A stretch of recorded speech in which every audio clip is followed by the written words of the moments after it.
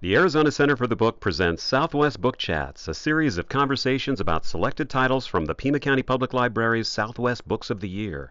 Join us as we discuss 6 books that address the challenges and the triumphs of our communities. We will explore, celebrate, and share stories that make Arizona's literary landscape one of the richest in the country. This project is supported by the Arizona State Library, Archives and Public Records, a division of the Arizona Secretary of State, with federal funds from the Institute of Museum and Library Services. Every year, a list of books representing the literary heritage of the 50 states, the District of Columbia, Puerto Rico, and the U.S. Virgin Islands is distributed by the Library of Congress's Center for the Book during the National Book Festival. Each book is selected by a local Center for the Book or state library, and most are for children and young readers. Books may be written by authors from the state, take place in the state, or celebrate the state's culture and heritage.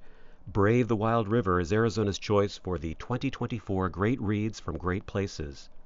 Wynne Brown is the author of The Forgotten Botanist, Sarah Plummer Lemon's Life of Science and Art, and Remarkable Arizona Women, among other award-winning books.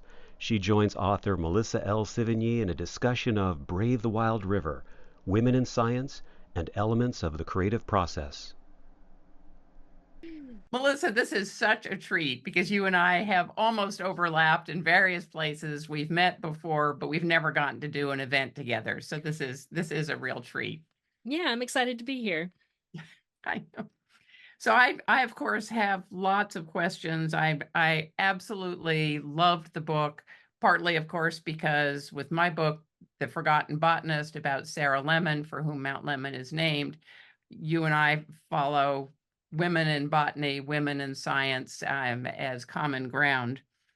I'm always really intrigued by process, and I was lucky. With The Forgotten Botanist, I had just a treasure of a gift. Sarah left 1,200 pages of her handwritten letters. And when I discovered those, it was really kind of the, gee, somebody ought to do a book about this moment. And it was also the engine that really drove the manuscript.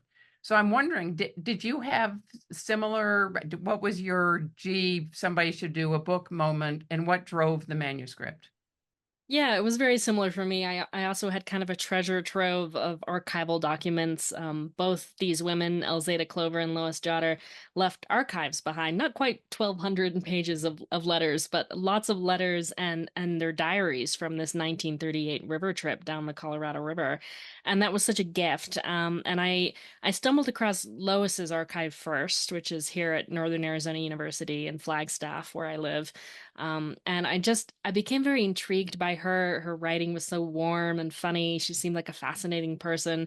So I started kind of dipping into that archive and just looking around. And I didn't know I was writing a book at first. At first I thought, well, I'll write an article about these two women. And so I actually did that first. And it wasn't until I had about 10,000 words down that I realized, like, this isn't an article. This is definitely a book. And so really for you, like my book, those diaries and the letters, were they the main engine, or did you rely on a ton of outside? And you have so much material. Yeah, and the diaries and the letters definitely made the book possible in terms of kind of telling Lois and Elzada's story of this 1938 river adventure. So that was kind of the driving engine. But I did fold in a lot of other material, archival material, books about river running prior to 1938, natural history, geology, botany. I interviewed a lot of scientists and historians for this book. So there was quite a bit of other material that got folded in. But I don't think I would have been able to write it if the two women hadn't written very detailed diaries and had the foresight to keep those diaries and to donate them to archives before they passed away. Such a gift. Whenever I do talks, I always beg people, don't throw out any letters and papers that you find in the attic. Yeah. Right, exactly. So another process question. What made you decide to start the book with Lois in Cataract Canyon spending the night there on her own? That was the scene that really made me want to write about her. Very early on, I encountered a letter that she wrote to her mother at kind of the first stop on the trip where she could send letters out. And she described this experience of being stranded in Cataract Canyon. It's the very first day on their Colorado River trip. They've been going down the Green River. They hit the Colorado with very high water, very frightening rapids. None of them have any experience with rafting rapids, and everything goes wrong, and she ends up stranded all night, alone, and she doesn't know what happened to her companions. And I think I was reading this letter and I was thinking, if this had happened to me, even today in modern times, I would have been terrified. I don't think I would have slept.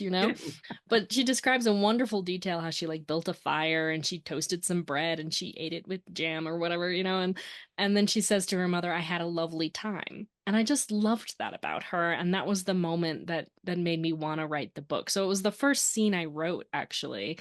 And it ended up later on becoming the prologue.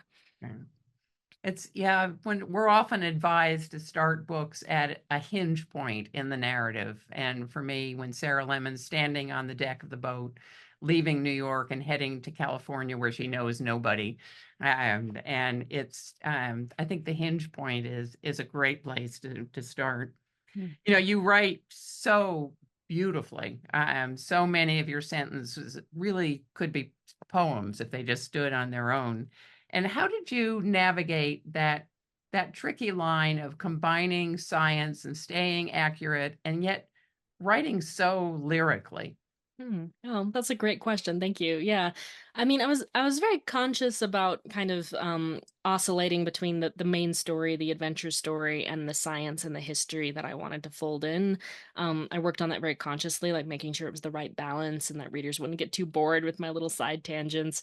But the lyricism, I have to say, kind of happens more unconsciously when I write. I started out as a poet, actually. My undergraduate degree, I double majored in environmental science and creative writing with a focus on poetry. So that's where I started, and I don't write as much poetry now, but when I write prose, that part of me kind of sometimes comes to the forefront naturally. I don't really like consciously sit down and say I need a lyrical scene here. It just sort of arises as I'm writing. And it's usually a gift and a surprise even to me. So yeah, that's not something I necessarily do consciously, but it's one of the things that makes writing so fun for me. I so agree. Yes, and it's funny how poetry informs our prose, and Absolutely. and Yeah. it's not necessarily the other way around. And I know that you're a science reporter. Were you very familiar with both botany and geology before you wrote this book, or did you learn? I know that I've never been a botanist. I'm still not a botanist, but I certainly know a lot more about botany after writing about Sarah Lemon. Oh, sure. Yeah. Yeah, I learned a lot. I mean, I had a strong foundation because I had an undergraduate degree in environmental science and I've taken some graduate level restoration ecology classes, things like that. So I had a pretty good foundation, and I also grew up in Arizona. So I've always kind of paid attention to the world around me. So a lot of the plants I'm writing about are plants that I knew from my own childhood, and kind of had like visceral experiences with, like eating the prickly pear, in the summertime, that sort of thing. Um, but I did have to learn a lot. I'm not a botanist or a geologist, and so I really relied on interviewing people who know the region better than I do and asking a lot of very detailed, nitpicky questions. And I'm so grateful for those interviews that helped me learn a lot more about the natural history of the region. There's just so much material. One of the challenges that I know I had was trying to organize that material, and another process question. I relied really heavily on Scrivener to try to keep track of interviews and websites and PDFs and images. And what system do you use to organize that vast array of material? Oh gosh, this is so embarrassing, but I don't use anything. I I type in Word, and I have binders of printed material and have folders and folders and folders nested on my desktop of research material, and people often roll their eyes at me. I'm sure if I learned a system like Scrivener, I'd probably be better off. But I've always been very old-fashioned about the way I go about things, and I kind of just like having my own system. I keep track of things with footnotes. I know that sounds impossibly old-fashioned. But I think it works for me. There's probably something better out there, but it worked for me on this book. But, it obviously works beautifully. Scrivener is basically an electronic binder. So if Okay. that, yeah, so I mean, I don't use most of its features, but um, I still use real binders with like real tabs. uh, I have many binders. There's two of them on one desk, and there's a whole rack of them. Yes, yeah. I know. Um, Sarah Lemon and Lois Jotter and Elzada Clover all had to fight so hard to have the value of their scientific work recognized. God, and they all spent so much time doing housekeeping and feeding people. I know. When, the men in their lives seem to kind of sit around being fed, basically. Hmm. And how did you wrestle with the balance of giving them the due of their science work and not overdoing the fact that people I felt resentful on their behalf, but how Sure, do you sure. find the balance of not overdoing that? That was hard for me. I mean, I went into the story wanting to keep the focus on science. I wanted to tell a science story. And I wanted to do that because I felt like that had really been left out of the narrative. The few things that had been written about Elzada and Lois before my book didn't really talk a lot about the science that they did. And I knew from their own writings that they wanted to be remembered as botanists and they wanted to be taken seriously in their scientific work. And so my plan was to really stay focused on that. And I thought, if I write about the sexism they faced, it'll just be like a little side thread, like I'll fold it in as I go. And that didn't that didn't really happen. I ended up writing a lot more about sexism than I intended to at the start.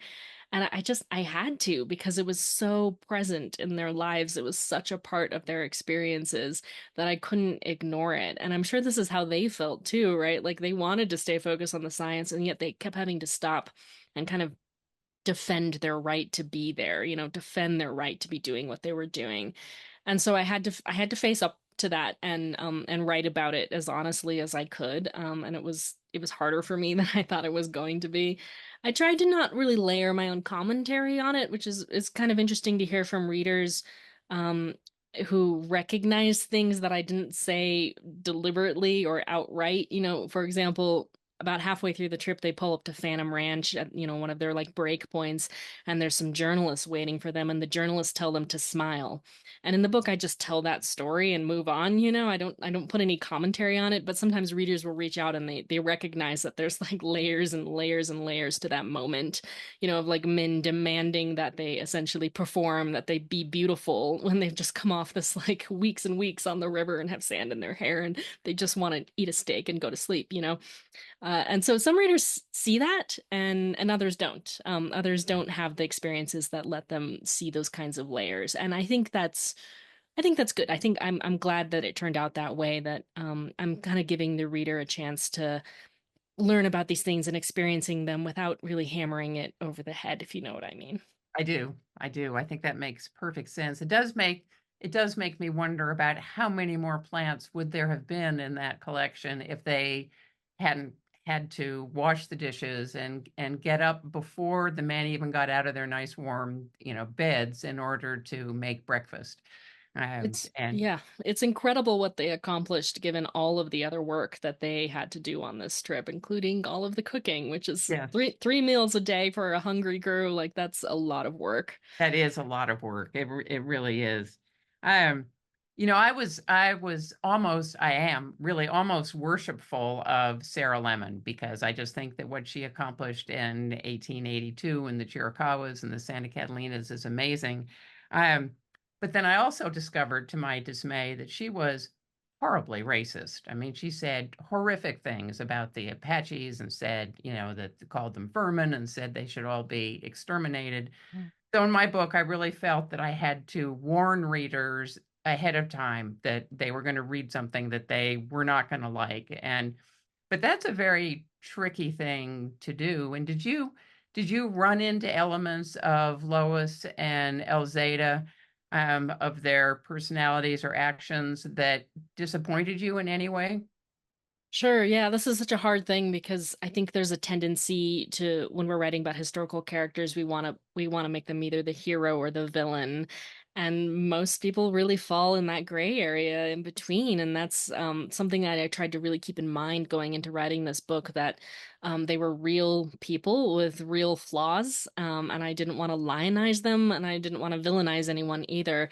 And so I tried to really confront anything I found about them that was sort of unpleasant head on. You know, for example, Elzada Clover worked at a segregated Mexican American school early in her career as a The school of mission school.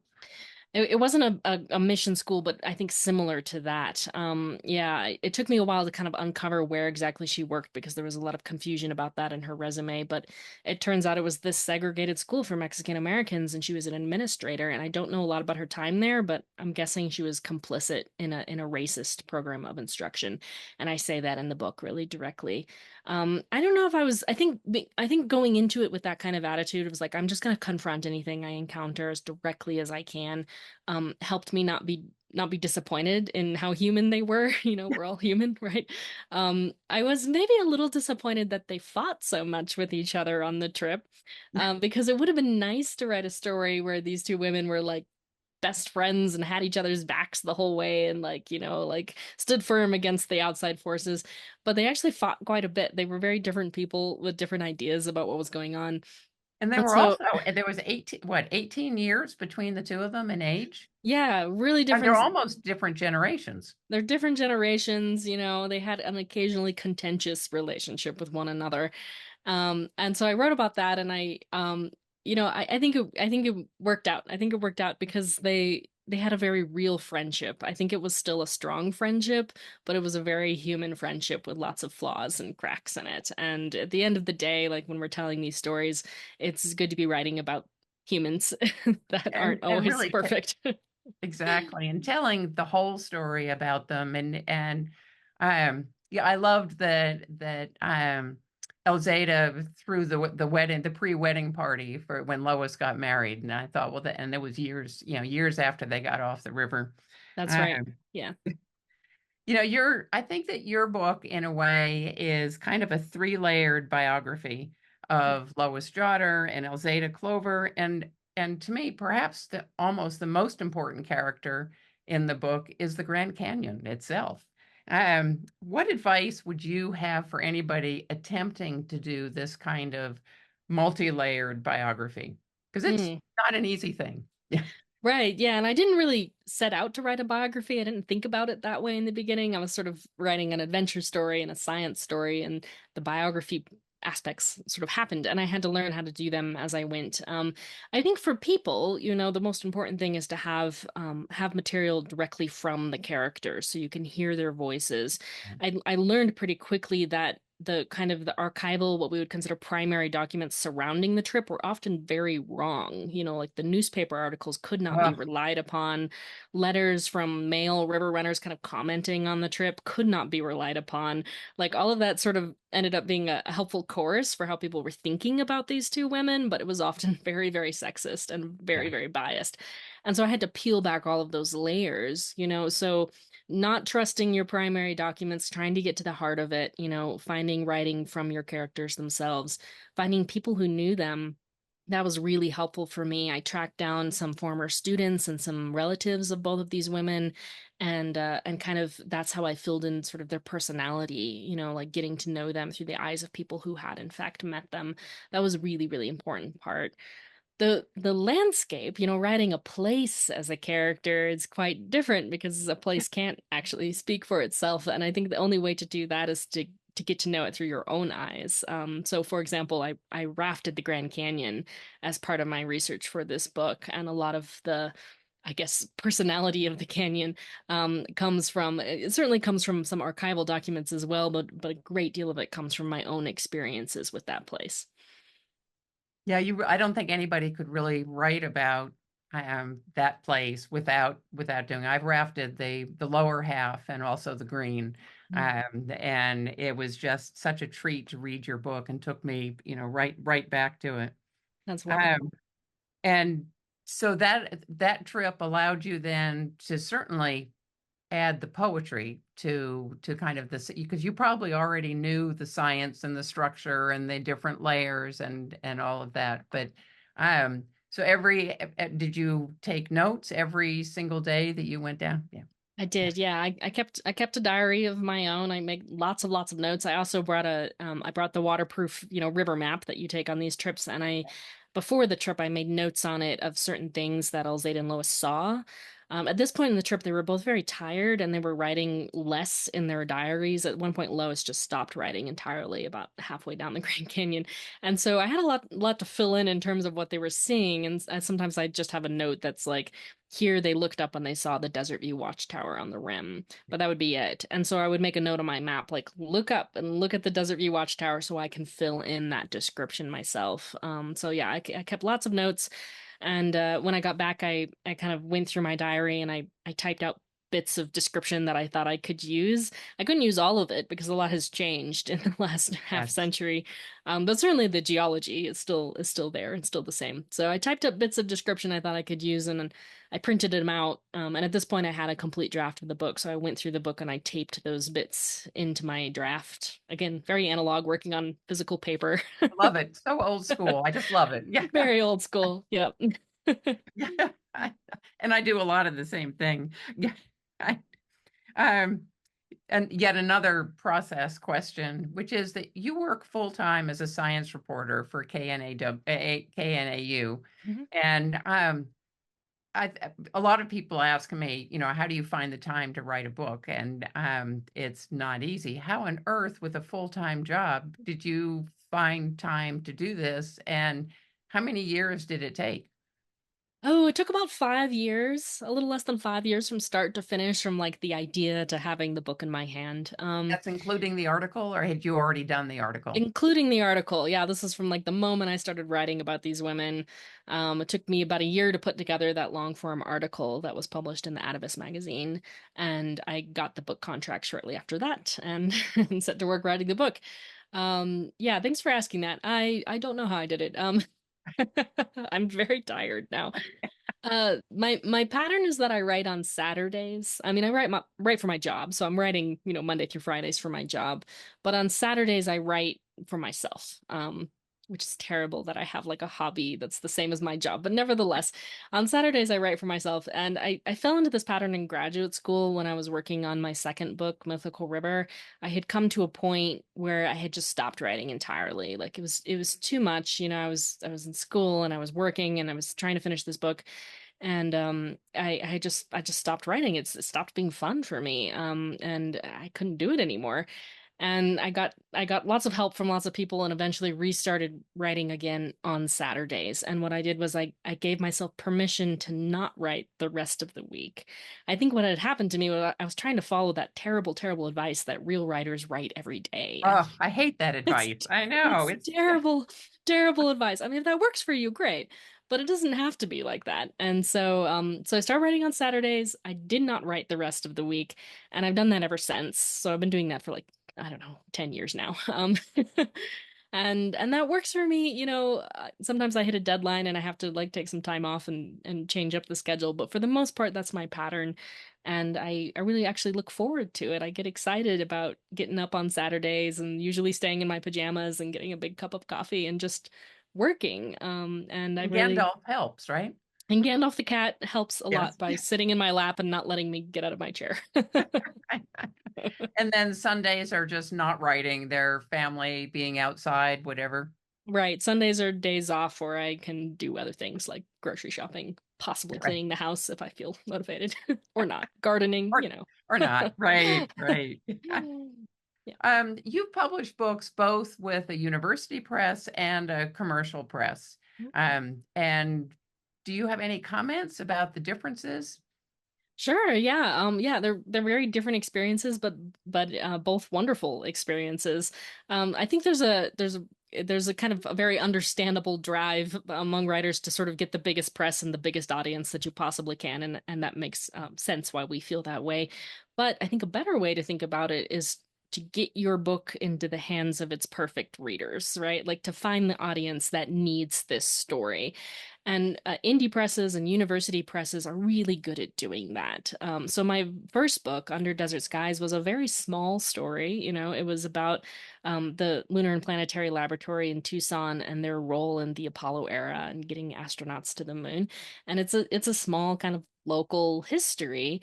And I knew from the start that the University of Arizona Press was the right press for that book and that story. They had the audience that I needed for that book. And it's wonderful working with those presses because they're kind of driven by these sort of ethereal, idealistic motivations of like getting stories into the world that matter. They do so much for literature and for reading. Um, my latest book was published with a bigger press with Norton, and that was also a wonderful experience, but in a very different way. They had a marketing team that was helping me. They were getting this book into the New York Times, and into People magazine and places that I myself couldn't touch. And that was a whole different level of experience. It was fantastic. It was also exhausting. And a little bit scary at times. But I think I had a story that was reaching a wider audience, that was a bigger story to tell. And so they were, again, helping me get this book into the hands of the readers who needed it. So, it's wonderful. There's so many different ways to publish now. And I think it's all about finding the one that clicks for you in your book, finding the editor that cares about your story, and getting to the readers that really need to hear it. I would so agree with that. And I am The Forgotten Botanist is with University of Nebraska Press, and they've been fabulous to work with from a marketing point of view, editing point of view, design. I'm a book designer, and I couldn't be happier with the way the book looks, which was a scary thing, letting go of that, letting somebody else do it, but they did a fabulous job. Right. It's great to have a team helping you. I really need that. And Self-publishing has really taken off, and there's a lot of wonderful books coming out of self-publishing as well. But for me, like I need the help. I need the team, I need I need some cheerleaders around me to make it work. Yeah. it is wonderful when the team actually comes together and works so well together, which I think you and I were both fortunate in. Mhm. Has any more material on either Lois or Elzada surfaced since the book has been published? And one reason I ask this is my book was published in 21, and since then, many new watercolors done by Sarah Lemon have surfaced, and which makes me want to do a second edition. And I've added I just recently on the University of California Jepson Herbaria website published a catalog of all the work. And has any new material worked up, shown up? Yeah, one of the wonderful things that's happened is people who knew these women have kind of come out of the woodwork and reached out to me, sometimes relatives, sometimes friends, and sometimes they have really wonderful stories about, meeting these two women. One woman reached out to me saying that Elzada, directly after this Grand Canyon trip, went down the San Juan River. Like, she wasn't ready to stop running rivers, and so she did a San Juan River trip. There's a little bit about that in the book, but a woman reached out to me who's, I think it was her mother or her aunt, was on that Wow, trip with how Elzada. cool. Yeah, and she had some really great stories, and a kind of a racy, wonderful photo of Elzada swimming nude in the river, you know. And it would have been fun to have include some of those stories in the book. There was a crazy flash flood on that trip that they had to run from, like a lot happened on that little trip. So it would have been nice to sometimes I think, oh, that would have been nice to fold into the book. But for the most part, I'm ready to let their story go out into the world, and I feel it feels finished to me. So Right, right. Well, I know a question that everybody always has is, what are you working on now? What's next? Are you still recovering from a recovering nonfiction writer? yes, right. I'm kind of still in recovery phase. I've just started to think about getting back to my Saturday pattern, and we're of course talking on our Saturdays, but I'm looking ahead to some future Saturdays that are going to be clear for new writing, and I have some ideas, but they're very new. One thing I do want to keep doing this kind of work. I really loved working with the archival material. I really loved kind of digging out stories from history that maybe aren't very well known, and characters from history that sort of fell through the cracks. And so I have some ideas in that direction, but it's all still very new. And I'm hoping I'll be able to take kind of a deep breath this fall and get back into it after a long kind of break. It takes a while, because the correspondence with readers and, the events, it all takes a while. It Um, does. Yeah. I totally get that. So I just, one last question, um, is so many of your sentences just, and I'm also a poet, so maybe that's why I respond so viscerally to so much of your writing, but so many of the sentences stood out for me, and this one in particular toward the end of the book. A wild place isn't one unchanged by humans. It's a place that changes us. So of course that made me wonder, how did researching and writing this book change you? That's such a great question. Yeah, I wrote that conclusion, that sentence in the Grand Canyon. I had reached to that point, a point in the book. I had written almost everything, but I hadn't written the last chapter and the conclusion to the book. And I had gotten kind of stuck. Like I wasn't really sure where like what to say, like how to wrap up this epic story. And there was a day in the Grand Canyon where it was raining and we couldn't push out into the river, and so I was stuck in my little tent and had nothing to do. And I pulled out a piece of paper and I wrote that concluding sentence in the canyon. And I don't think I would have kind of come to that same place in the story if I hadn't been there at the bottom of the Grand Canyon writing about it. Um, I think I think a lot changed. My perceptions of wild places, my perceptions of history, my perceptions of what women have always experienced, the women who have come before us, the trails that they blazed for us coming after, all of that sort of was deepened and enriched by this experience of doing this research and writing this story. And and I did things that I did not think I would ever do in my lifetime, like raft the Grand Canyon. I'm not an adrenaline junkie. I never had that on my bucket list, you know. That wasn't on my radar, and yet I knew I had to do it to tell the story right. And that's a life-changing experience. I Yes. certainly came out of it. I was on a working trip.